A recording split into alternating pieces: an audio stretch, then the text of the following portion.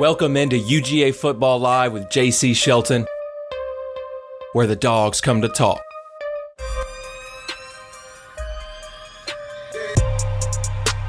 Welcome in, everyone. UGA Football Live with JC Shelton.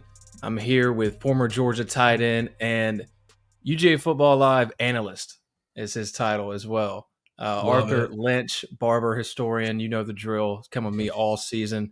We're in the off season now. Artie, how are you, man? How are those New Year's resolutions going?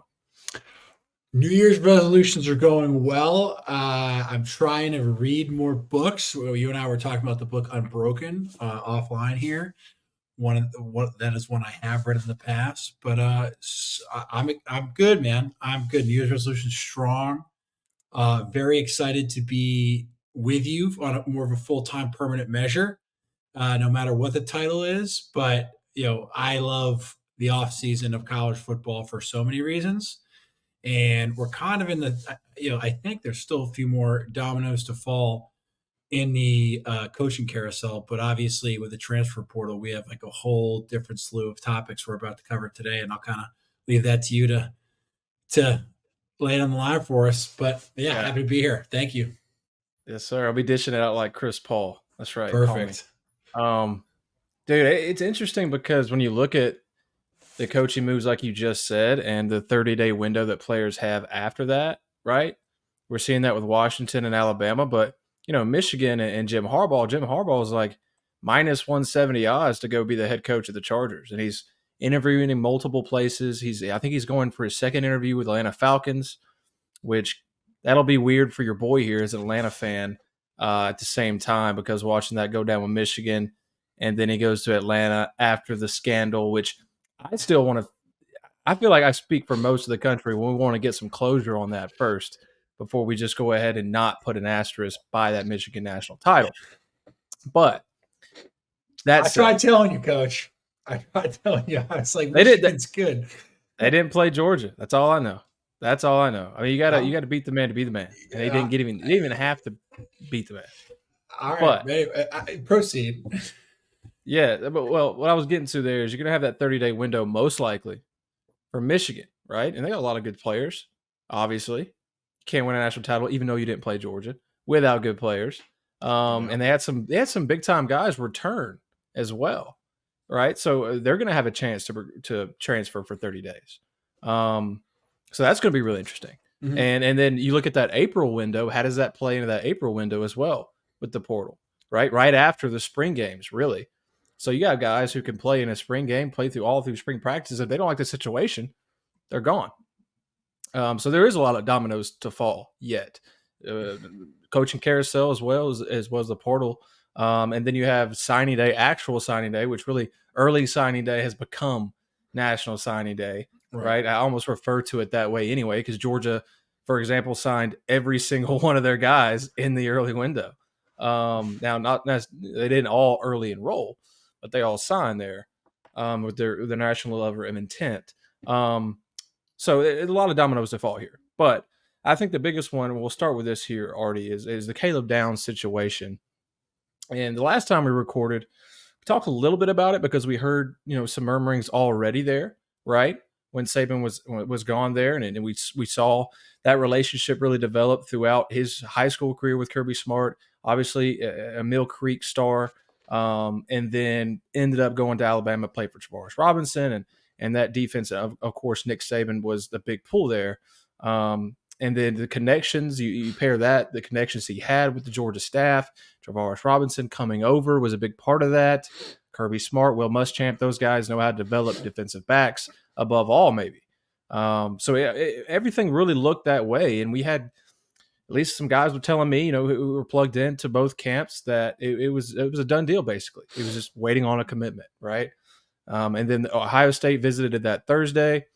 They threw a number that Georgia was not really even competing with, right? And apparently that was enough to turn the door for Caleb, and he goes to Ohio State. I think it's interesting for a few reasons. Really, it shows us what we know is what we don't know. Really, Artie. I feel like, that's one thing that stood out to me. This is college football, baby. Nothing is said and done until really they're physically in those pads. It feels like. Yeah, look, I I think we have to be very like just honest about what we're looking at in college football right now, right? And money talks, right? And that is, I think I think we all knew that deep down, whether or not we wanted to admit it or not, that this is where college football is going once NIL um, kind of the floodgates were open. Again, I am a proponent of paying the players. I am a proponent of free markets, right? What is your value? What is your worth? You know, how much money can you ultimately garner on the open market? I don't care if that open market is a bunch of collectives across the country, or if it's NFL free agency, or you know, if you, yeah, I don't know, like Major League Baseball player, right, or what have you, right?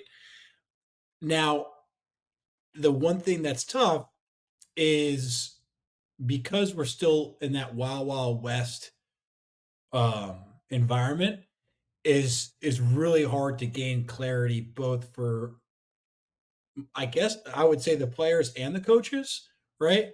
Because my guess is Caleb Downs most likely was going to Georgia up until the 11th hour, and then obviously a group of boosters aligned themselves at Ohio State and was like, we've had our asses beat to us or handed to us by Michigan 3 years in a row. Our most hated rival has just won a national championship and completed a perfect season, despite our internal investigation by a third party law firm to try to take him down for a cheating scandal. They still beat us. They still won a national championship, right, wrong, or indifferent.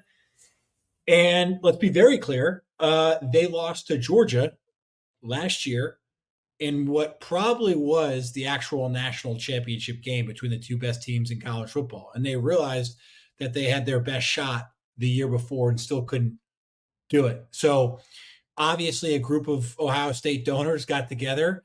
They may have met with Ryan Day. They may have not. From my understanding, rules do not permit Ryan Day from speaking with the directors of the collectives. My guess is someone in his camp did and was like, here's who I want. Go get them. I don't want to know what money needs to be paid or how it's paid. I just want them to make sure they come here. And that's what happened, right? Because clearly you don't look at Georgia. If you're Caleb Downs, you don't look at Georgia and Ohio State and be like, that's where I want to go win a national championship and be a All American defensive back. I'm not knocking Ohio State, but if he was a top 5 wide receiver, that would make sense to go to Ohio State. But to be a defensive back, All American freshman, your coach went to Georgia, it didn't add up. So clearly, reports came out that Ohio State has spent 13.5 million in counting. I applaud them, right? They're gonna put the most amount of talent that money can buy on the field. Now, just because you have the most talent doesn't equate to a national championship. It does put you in a good position.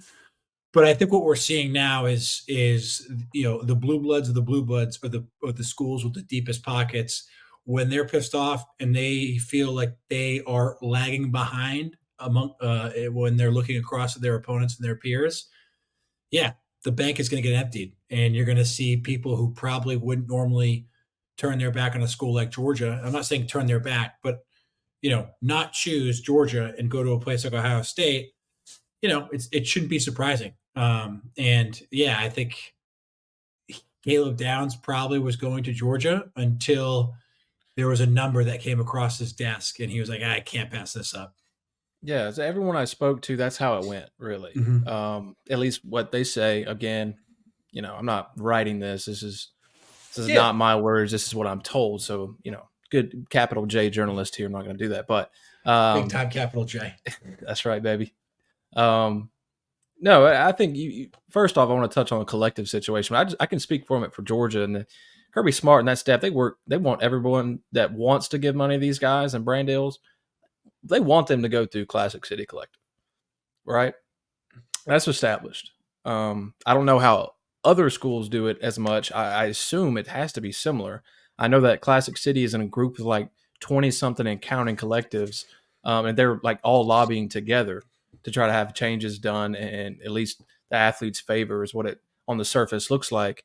Um, so there's that aspect to it, right? And I think for Ohio State, and like you said, the Blue Bloods are able to spend money and such. But I think Michigan, obviously, you mentioned there, plays a huge part in this and what they've done. Imagine, let's say, well, it's not really the same, but like Georgia, Florida, something like that were to happen when Florida was doing 100%. that, right? And we knew that Florida was spending this money, and that's why they were winning what like they were and what have you. Georgia would be the same problem. So I get that aspect, or even Auburn, Alabama as well, right? And I think really, you look at the teams and what Michigan won with and beat Ohio State with the last few years. They were uber talented, Ohio State, much more 100%.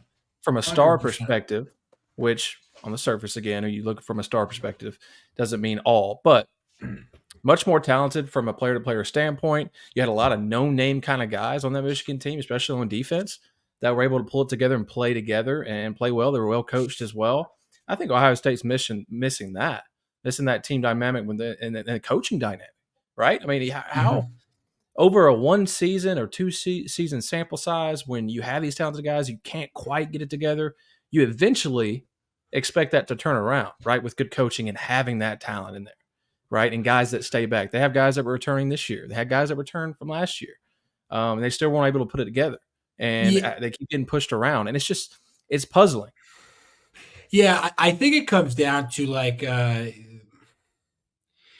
they had such a long. I mean, look, before 3 years ago, I think it was like 8 or 9 in a row for Ohio State versus Michigan, and there was probably a certain level of complacency that kind of came that creeped into Columbus, Ohio, right? And Mm. obviously, the COVID year, I think like Harbaugh kind of forfeited the game or canceled the game. I think they went like 2-6, and he took a pay cut and all this different stuff. So it's like it hasn't been that long since the narrative was completely was turned the other way around, right? And Ohio State was this juggernaut, and Michigan was this kind of flailing program. And this is not a Big Ten podcast. This is not a Ohio State Michigan podcast. But I just think when we're talking about big time college football and where we lie today and where things stand today, if donors come together and are like, we're sick of the product that we see on the field, we're going to do something about it. Is our coach aligned or is he not? And I have no idea if Ryan Day is aligned or not, but those donors are aligned, right? And you mentioned the Classic City Collective. I think Georgia is doing the best that they can to do it the right way. But make no mistake, there are, I don't want to call them dark forces because it's not like this is like organized crime and like money laundering and all that. But there's probably there's probably a group of individuals at certain schools with endless pockets that can kind of go rogue and do their own thing and write these blank checks. So Dude, I mean, you're saying it. I'm sorry to jump in, but no, you're no, you're good. basically describing what Florida State's in trouble for with the Yeah, recruitment of Amarius well, Mims. that doesn't surprise me. You had an assistant coach drive Amarius Mims when he entered the transfer portal in 2022 for like a few weeks. He visited Florida State. Assistant coach drove him to a booster's house, left him there. Booster offered him, now I can't think of the amount. I think it was like over 100K for a year. Yeah, over 100K for a year, roughly. And that's what they're in trouble for. Is the independent booster offering him just straight up money like that, right? Yeah, They want you to go to the collectives, I guess. So yeah, that's perfectly what you described. So we know that has to be happening. It's not just Florida 100%. State. No, no, Yeah. 100%. And from my understanding, like coaches can't have anything to do with it, right? So, and like this is we're not this is not we're not this is not a process show about hey what's going on in NIL, but it is a show about trying to find out why these players are going to certain places, right? And when you see what is happening with DeBoer, right? And when you see what's happening for DeBoer's replacement at Washington, Jed Fish, it's like Jed Fish has built up that Arizona program into a damn good football team. He gets the job at Washington State, and next thing you know, it's like the cupboards are now bare at Arizona. Why? Because Washington's got a little bit more money, and those players want continuity in the staff. and they want to be able to plug and play and just wear a different uniform. And that is quintessentially what we now have in college football, right? And which I think is a good thing to a certain extent, because if a coach leaves, now those players cannot, they love their coach. They want to play for their coach. So now they can go to a different school and follow their coach, which, 5, 6, 7 years ago, if your coach jets out, like, unless you have a red shirt year to burn, you can't follow them. You know what I mean? Or if you're not a grad transfer. So I do think there are positives, but there's also some, if you're DeBoer, right? And you and I talked about it and offline and online a little bit, I think he's a great coach. I think that he has won it everywhere he's been. And I think that he will most likely, if given the time, do very well at Bama.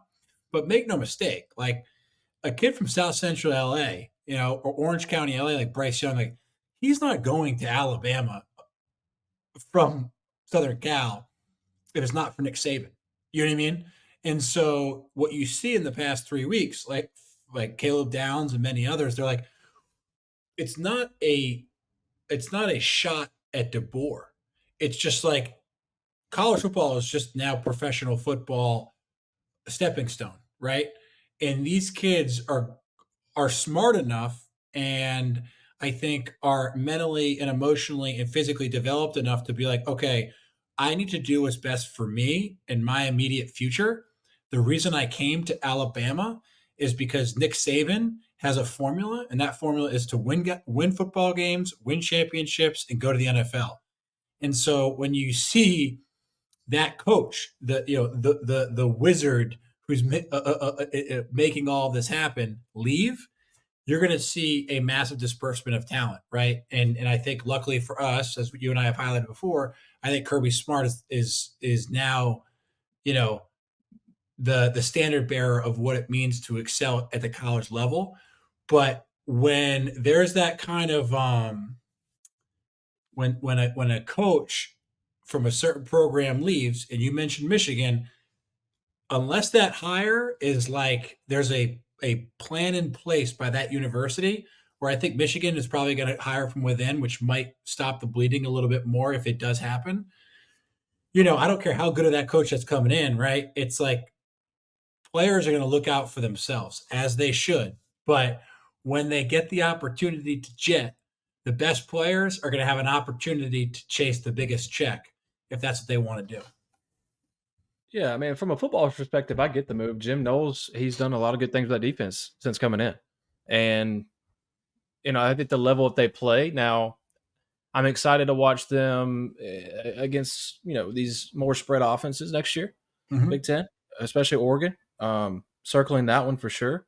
It's going to be a great matchup when that's happening, but excited to see that. Now, I think for Caleb Downs, and I think I wrote about this as well, it's like he doesn't need any help as a player, really.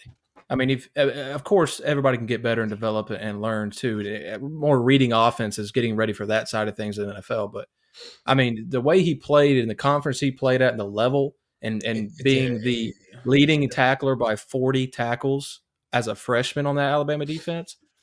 I mean, he's going to be a first round pick, likely wherever he goes, barring any catastrophic injuries. Knock on wood for that young man. So kind of a lateral move right there, I think, for his development. I don't know, but moving on, I want to get into Georgia defensive backs here, see where Georgia is without him, because me, like I'm sure a lot of you, we were already expecting, and me based on what I was hearing, we were expecting this Caleb Downs to be in that backfield in that secondary with Malachi Starks. And I was already starting to think about that and let that roll around in my head a little bit, thinking about from a football perspective, what does that mean for us? Schematically, what can we do? It would open up so many things you could do on defense schematically when you have a guy like those two in the back who are just beyond ball hawks and nose to the football, just really, really good tacklers. They don't miss tackles, man. And that's so important for a safety. Those are your last lines of defense. And if you have a guy like Caleb and Malachi who can play multiple positions in that secondary too, they're not just against a pass or a zone or a man. They can do it all. So you can come up with so many different fits really to put them in, right? So I wanted to give you guys a little breakdown. Hopefully, hopefully make you feel a little bit more at ease about this. I know a lot of guys, you got some Georgia fans who took it as, oh man, whatever, we don't need him anyway. Which I get. I'm kind of saying that now. We really don't. But a lot of them were mad. We're like, oh, we could have been this if we had him. Just want to clear things up a little bit for you. And Artie, I want to get your thoughts as well on this young talent, especially in the move from high school to this level of football and what that's going to be like for them and what we should expect from them here a little bit. So I already mentioned the two-time All-American Malachi Starks. Defense is going to start with and stop with him next year as a junior. All-American in his freshman year, freshman All-American team. The level he played in that first year was tremendous, and he looked really good this year as well. Not as great in the second half of the year there, but I think overall, I mean, this guy's going to be a first-round pick. His level of reading offenses and reading keys as well is it's only picking up, and he's got some of the best defensive back coaches' minds, at least, right there working with him each day. And I think a front seven that's going to be pretty special next year as well. I'm excited for these guys, and especially on the defensive line and Jordan Hall, getting those guys going, Nazir Stackhouse coming back, right? So I think that only helps really that this defensive backs room when you have a front seven like Georgia's going to have next year. So keep that in mind. Malachi, fourth in the team in tackles, had 52, 3 interceptions, was second on the team, 7 pass breakups. Now, who will start opposite of Starks remains to be seen. And that's where I was excited, just, really obviously Georgia grad, but also from a football standpoint, watching those two play in the backfield together, right? Because Caleb would have filled that spot, but it's not going to happen. So Javon Bullard, Tyke Smith are gone. There's your star. There's your strong right there. So where do the Bulldogs turn here? There's a few different ways you can look at it for me. You have a couple of experienced options and a largely inexperienced defensive backs room, really, right? Minus Starks and minus Dan Jackson. So Dan Jackson, he's coming back for his super senior year. Battled with injuries the last 2 years, but he's made multiple starts. He's played in 33 games as a Bulldog. He knows the defense better than probably any defender on that field. And he's already been in a leadership role for really like 2 seasons. So I think having him looking back on it and how this is kind of folded out, that's really good for Georgia.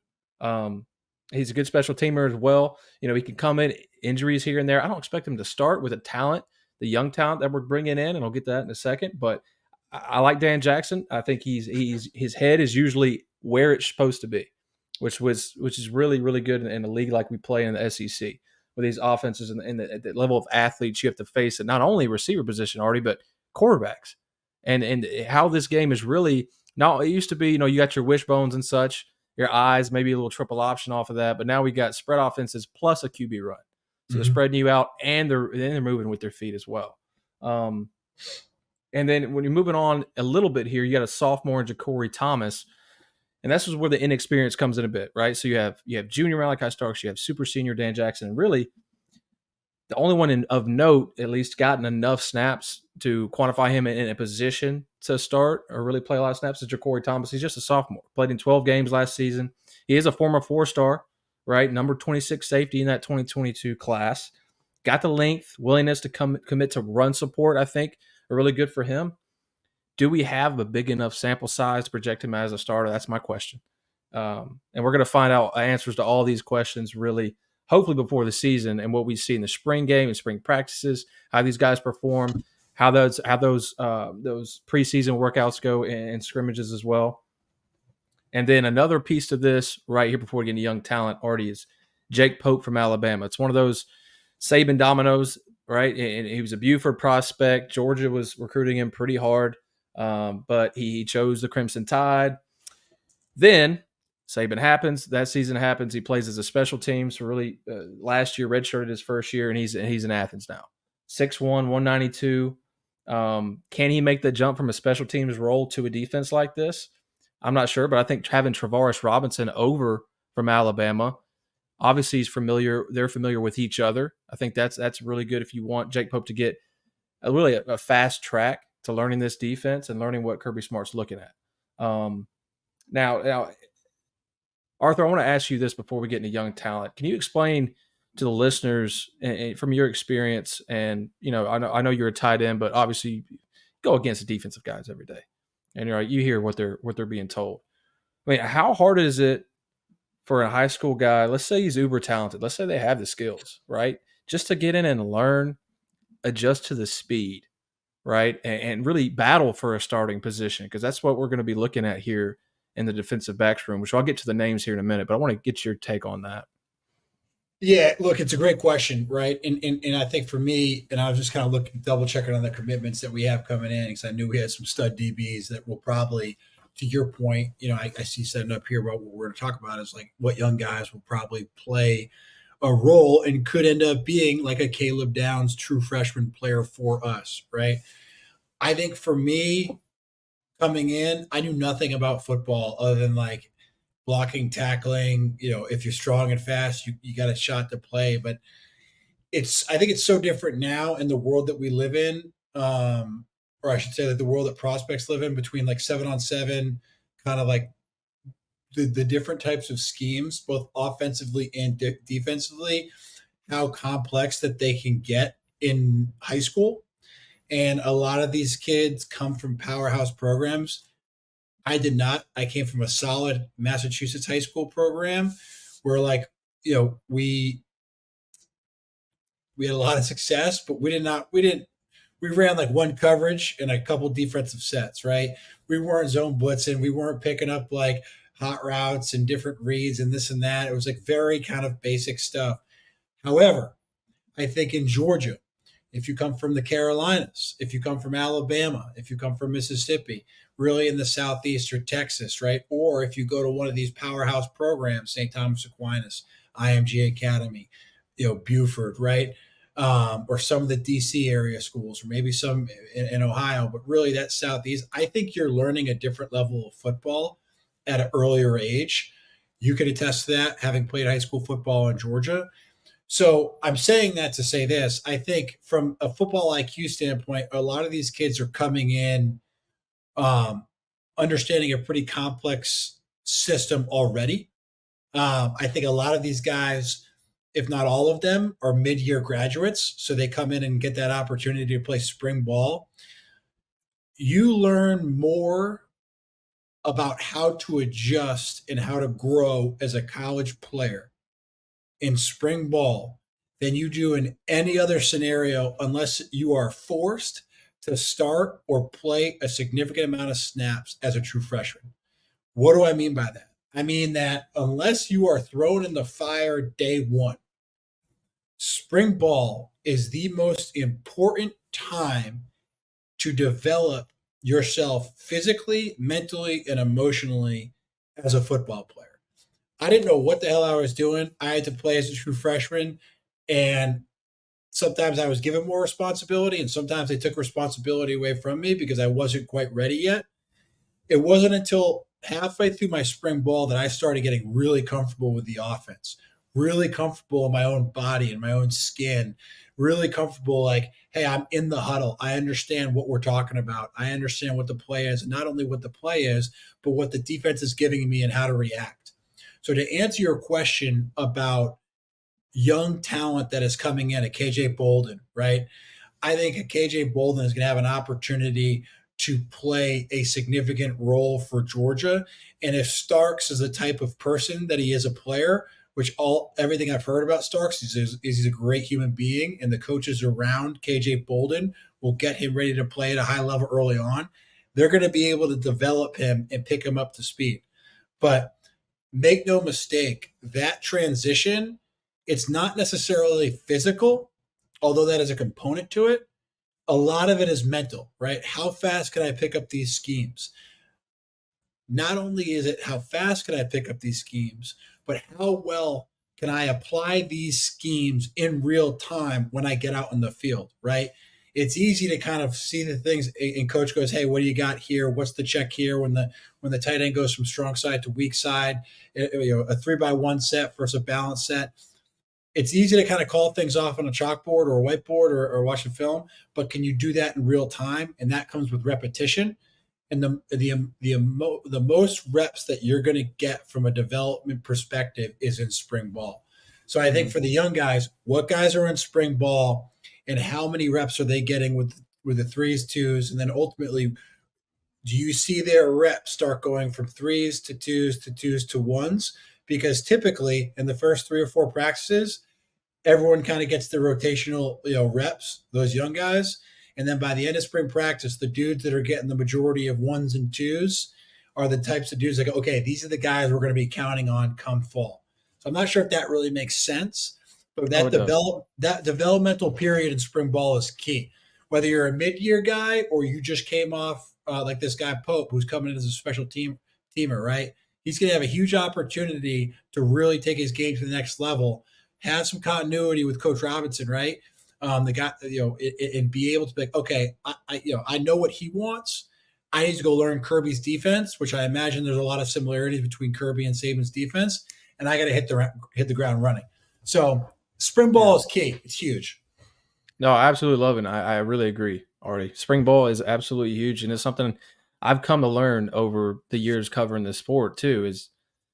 I mean, that's when you see the flashes, man, and they're going to come Oh, out usually more times than not, I should say, because it's not a perfect science. But more times than not, you see the guys who get a lot of reps in that spring game or showing out in the reps they do get. Look at Raylan Wilson and look at who am I thinking about? C.J. Allen. C.J. Allen, true freshman All American. The first time we saw him really play, he played really well in that spring game last year, and he got a lot of snaps, right? So it just gave us a little look at it. And he comes in and had a great year and really a decimated linebacker room, stepped up, right? So I can't agree with you more on that. and that spring And game, let me butt in real quick on the spring game. Like people kind of like brush it off as that spring game means a lot, right? Particularly for guys that have not had those like in-game like playmaking opportunities, right? You're a special teamer, or for me, I was like a blocking tight end my freshman year. My going into my freshman year after my first spring ball, I caught a touchdown pass in the spring game, and like that meant the world to me because I was like, I'm in Sanford Stadium playing against dudes, even if they're like my own teammates. It's like psychologically it helps you get over the hump because some guys have just like a ridiculous amount of confidence. Like a KJ Bolden, my guess is has a ridiculous amount of confidence because he is a stud and he's been a stud and he's going to be probably have the talent to be a first round pick. But a guy like me who was kind of like in the wilderness a bit and like needed confidence boosts to be like, can I do this in Sanford Stadium? And even though it was a spring game, those humps that you have to get over as a player mean the world. And you're exactly right. If you see dudes making plays in the spring game, chances are they're going to make plays in the fall, whether it be on special teams, defense, or offense. So I couldn't agree with you more. yeah, and I do want to expand a little bit before we move on, guys. And when Yep. we're talking about spring game too, we mean spring scrimmages as well. The things Mm-hmm. that we don't Totally. see, right? Because I know just from hearing Kirby Smart and these guys talk about it, even the players working with the Players Lounge, playerslounge.io. Make sure to check that out, guys. We got freshman. We have a Rising Stars series right now. We just talked to Pierce Sperlin this week. We talked to Lawson Lucky as well, and that'll be coming out next week. So I'm writing articles around those, giving you some context, and it's good stuff. So make sure to check us out there. But when we talk about these spring games, spring scrimmages are so big. It really in Kirby's mind. So I know he forces it on the players as well. But those scrimmages they do every week leading up to that game. The game is more for the fans, for the players that have that experience, go show out in that environment too. So it is huge. But also those scrimmages, showing the coaches, showing your ability to learn week to week, right, and making an impression there, so they're comfortable in putting you in on Saturdays. And I want to talk. So you mentioned a good point a minute ago we didn't touch on, but we got into spring games. But Starks being there and bringing these guys in and being a good guy. Now Be huge. Malachi, he was an athlete for the Players Lounge this fall. Watched a lot of his stuff and talked to him a bit and wrote some stories on him and really impressed by he just gives you that surefire first round pick kind of mentality to me. Very well, he's well spoken, doesn't say a lot, but when he is, he's pretty calculated with it, right? You can see he's a smart guy and he's pretty confident as well in himself and his abilities, but not overly confident, right? So he's maturity, right, is the word there. And I think that's when you want a leader and a guy like this he's going to have a huge role in that Mhm. secondary with some turnover that we're talking about. I think that's it's huge. Now He the first remind guy I want to touch he, on here. he, Yeah, go ahead. he reminds me of a more naturally gifted, and I don't say that in a bad way because I love my boy Sean Williams, but he's like a more naturally gifted Sean Williams, right? Yeah. Sean extremely well spoken, quiet. When he does speak, you listen, And man, was that dude a freaking gamer and an unbelievable leader. And that's why I played 10 years in the league. But I interrupted. Exactly. Throw it I back was to about you. to say he played in the league for a long time too. Um, First guy I want to get here, I think, is really the top choice for either a star or the opposite of Starks. Or, I mean, you can put these guys anyway. We saw that last year too. I want to preface this a little bit. Javon Bullard was a safety was a star, then went to safety this past year and balled out. Right, Mm-hmm. going to be a high pick in the NFL draft. We all you listen to this podcast, you watching this podcast, you know about Javon and how good he was. But the ability to change positions here, these guys know every position. They're taught every Mm-hmm. role for different sets, for different formations they're going to face. We saw Malachi, or was it Javon? I can't remember exactly, but it was against Missouri and Luther Burden. I think I want to say it was Starks who went to start and was on Luther in the slot. Mm-hmm. I could be wrong there. It might have been Javon. But Jonel Aguero here, former 5-star this past season. He logged 129 snaps. This is the big thing, right? Because if this Georgia coaching staff thinks you have what it takes, they put you in the game, you get snaps. Or it might not start, but you're going to get snaps. He logged 129 snaps in his freshman year, which was the most by any freshman in that Georgia secondary. Not the most by Mm-hmm. freshman, but CJ Allen got that hands down. But most in the UGA secondary, I think that's an easy choice. He has the tools to be just versatility. We just talked about it. Can these guys move from star to strong to free at will? And I think Jonel has those tools. That's the biggest thing. Can they be versatile? That's what Kirby Smart likes in his defense. And then moving on from Jonel, he's really the guy. If you had to tag a sophomore to really get that position, it's him to me. But then I think really the most intriguing options, you've already brought up KJ Bolden. That's what I'm getting to. Most intriguing options come from that Georgia number 1 2024 recruiting class, right? Here's the thing that stands out to me for KJ.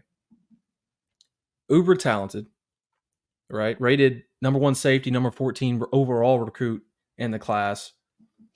I think his ability to play both sides of the ball at the level of football he played in high school at Buford, I think that shows us that he should be able to ramp up pretty quickly in this defense. That's just to me. And there's no inside. I haven't spoken to KJ, but that's just from the outside looking in.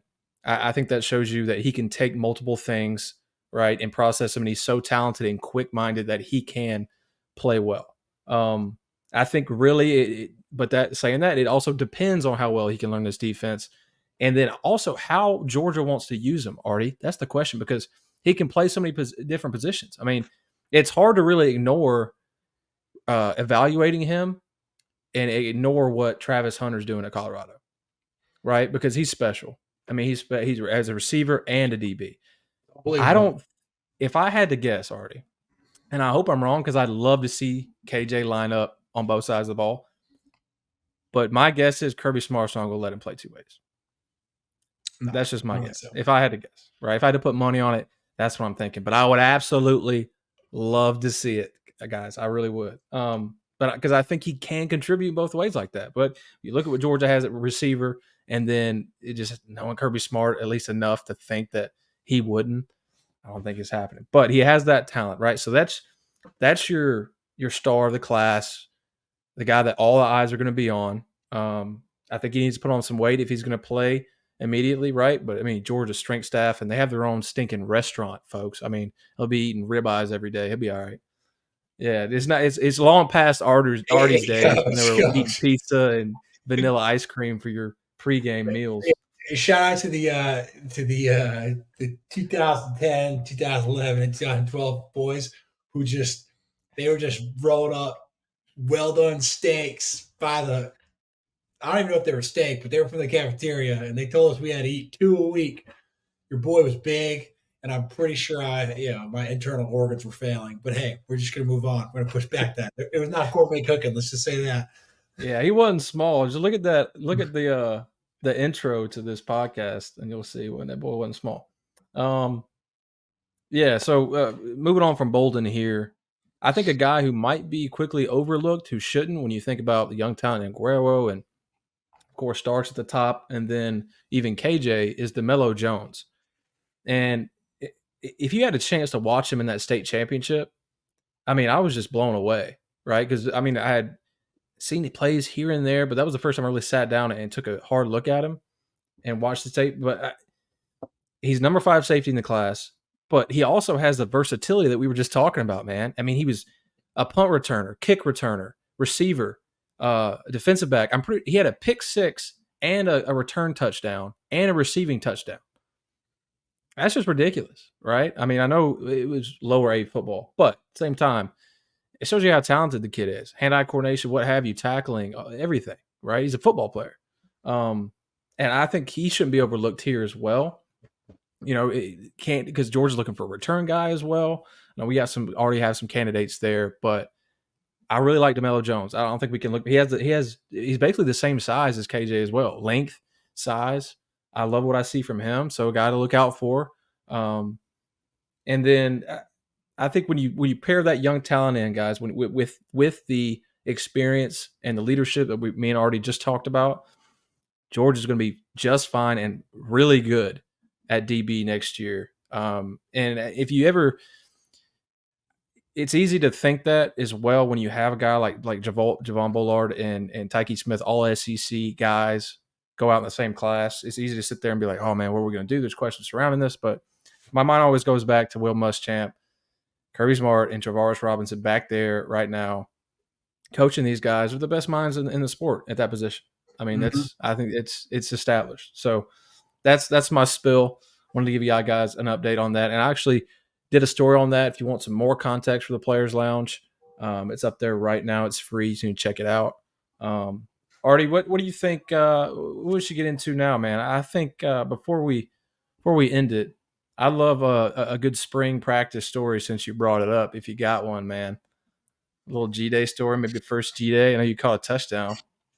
Man, one of the best. So the thing about spring ball is everything is built up, right? So you got a bunch of dudes, a bunch of 18 to 23-year-old guys, full of testosterone, mouth breathing, knuckle dragging, like pent up. All we're doing from January until the first week of March is eating bad steak, like I mentioned, crushing muscle milk. This is like back then before they had like stuff from outer space that gives you all the nutrients you need. So like muscle milk, steak, and just like good old fashioned lifting heavy amounts of iron, right? We're talking like just meatheads galore, and you can't hit anybody, right? So you're just like you're stuck in these weight rooms, and like you love your teammates. I'll do anything for my teammates. One of my teammates calls me up today. They're like, "Hey, I need you to come to so and so in Texas. I'll be there tomorrow. What do you need?" That doesn't mean I don't want to kill them half the time. And you're sitting there just like, you see them all day, like Monday through Friday, and you're like, finally the weekend. And it's like, nope, you end up going out with them on the weekend. So you're just with each other all the time. You're bonding. But by the time you get to spring ball, particularly like offense, defense, like you're working out together, and then all of a sudden you want to like beat each other up essentially, right? And those like the way spring ball is, it's essentially like a spread out version of preseason camp. So I think that the first 2 days we're in our underwear, just like jerseys and a helmet. And then like day 3 or practice 3 is when you put the shoulder pads on. And I kid you not, it ends up like being like an MMA fight every single day, right? Dudes are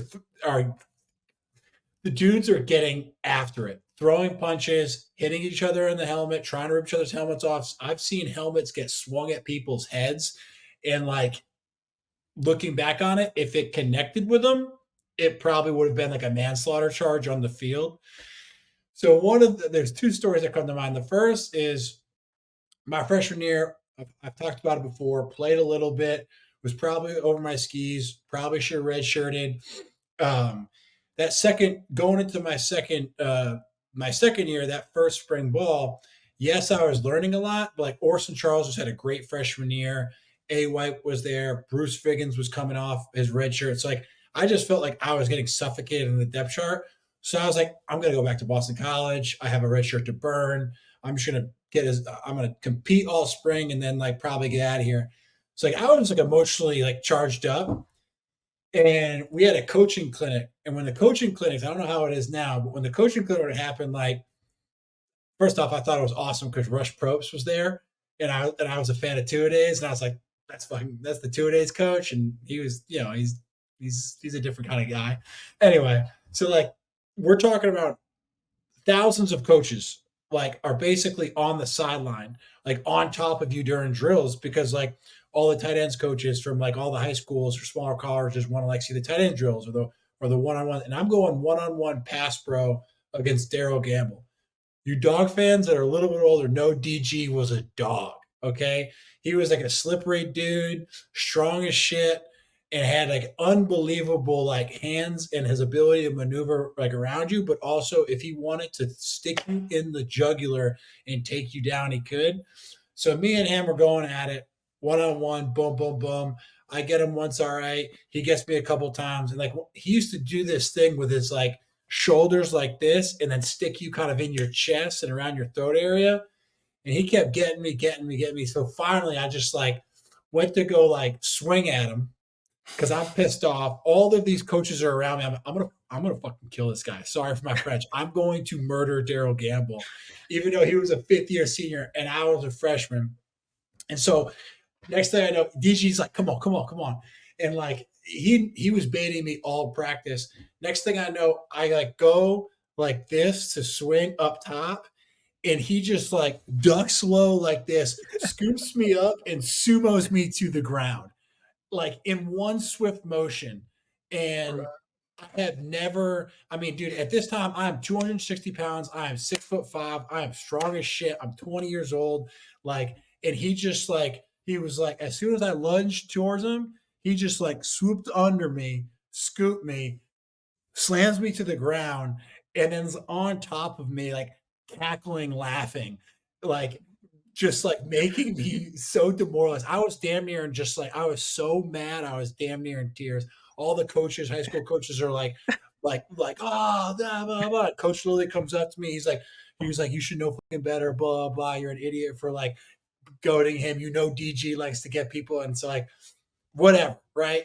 I Artie, back how big were you at that point? I'm, How yeah, explain to the people how I was big you two, were. I'm 220 pounds right now. I was 265 pounds, bench pressing 400 pounds, squatting 680 pounds. I was massive, And strong he as just threw shit. you over his shoulder, And he dude. just was like, I'm boom, and just like Oh sumos my me to the god. ground.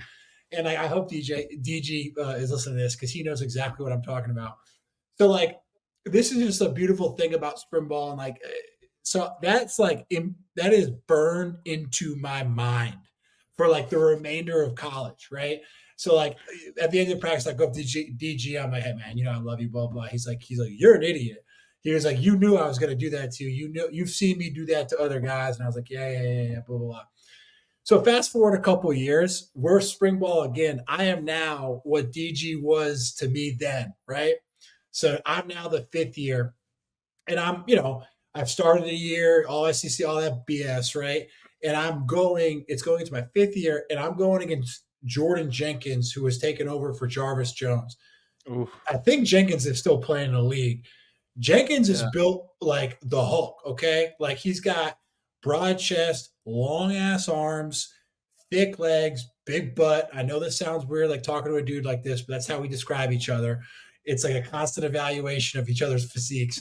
And like JJ would just like, I kind of want to get up and show. He would just sit there and like in a Sam linebacker position, and he could scratch his knee standing up. That's how long his length was, and he would just jack you up every time, like boom, jack you up, jack you up. But like as a fifth year guy, I kind of knew how to always get inside of him. So he would, love my boy Jay Rome, Valdosta tight end coach, but Jordan Jenkins used to jack his ass up every day. And I'd be like, Jay, you got to like maneuver it. You got to be able to smart with it, right? You got to pinch him. You got to give him like a titty twister, get under his pads, and like you got to pinch him or you got to like hit his hands down. So I would always get inside Jordan, and he was a freshman. And we're going at it every single day in spring practice. Same exact scenario as me and DG from a couple years before, except I was now getting under the skin of the underclassmen, right? And so like I was not the type of dude by my fourth, fifth year. Like, I was not trying to break my hand by throwing punches, but I was definitely the dude that was like, okay, if we're in a pile, I'm going to not only put my hand under your pads and try to rip your skin off, I'm going to do everything within my power to piss you off and like, get away with some stuff. And so like every day with Jenkins, I would just sit there like push him in the pile, like whistle will blow, and I just throw him over the pile and just like, like not hurt him, but like, annoy him. And so finally one day, I think I would always I'd get a brand new pair of gloves every before every scrimmage, because if you have the stickier gloves, I didn't care about the catching. I cared about ripping the arm hair off of the Sam linebacker, right? So like he has longer arms than me, so I would grab his arm hair and try to rip it off with my gloves because it would stick. And so like I was like ripping his hair off and then trying to like pinch his like grab his shoulder but pinch him in there. And I don't know if it was pinching his man boob or if it was ripping his hair off or if it was pushing him after the play. But he like switched off. I mean, he lost it. And all of a sudden, like in my mind, I got flashback to DG. I was like, okay, don't go high, go low. And he went high and he comes over the top with a haymaker. And I like do like a matrix, like duck under and wrap him up. And I was like, yes. I was like, I have won. And if you look, I mean, I remember watching on the film after the fact, I'm sitting there with John Lilly, and Coach Lilly's like, tell you one thing, you've definitely learned some things over the years, because if this was you a couple of years ago, Jenkins was going to hit you over the head with his cast or fist or whatever, and you were going to be knocked out for 3 weeks with a concussion, and our starting Sam linebacker was going to re-break his hand. But I ducked under it, grabbed him, and that was it. But that was a little of an evolution of my maturity or lack thereof maturity, but let's just say street smarts in the spring ball. But that's the kind of the mindset that you get in spring football, right? You're going against your teammates on a daily basis. So typically at Georgia, your teammates are 4 and 5 stars. So you're going against top tier talent every day, and it is physical and it is raw and it is like every man for himself almost. And those are some of the spring ball scuffles that you see or you don't see as fans, but go on every single day. Fights galore. I love it, man. Arm hair. That's one I haven't heard yet. Arm hair, dude. I have not heard the arm hair one, man. That's the pretty boys. Welcome to the SEC, arms. Baby. Welcome to Athens. 100%. I'd be shaking my arms too if I knew that. No, you ain't getting that leg up. No. Arm hair. I'm telling you, I used to dig my fingers into dudes' flesh under their pads, man. 100%. All right. Well, that's what you hear here on UGA Football Live with JC Shelton, co-analysted by Artie Lynch, who is 1-1 in spring practice fights. So something we learned today.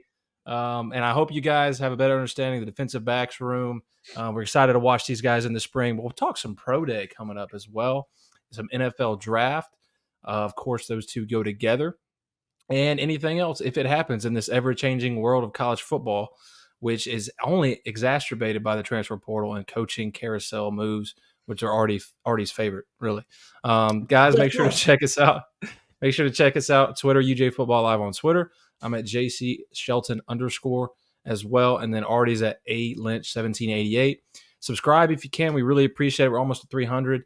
It's still a new channel. We're getting the subscriptions up, so we appreciate it. And we hope to bring you more content like this. We got some big stuff planned for the spring as well. Hopefully a live podcast. Dylan talks about that. So stay tuned.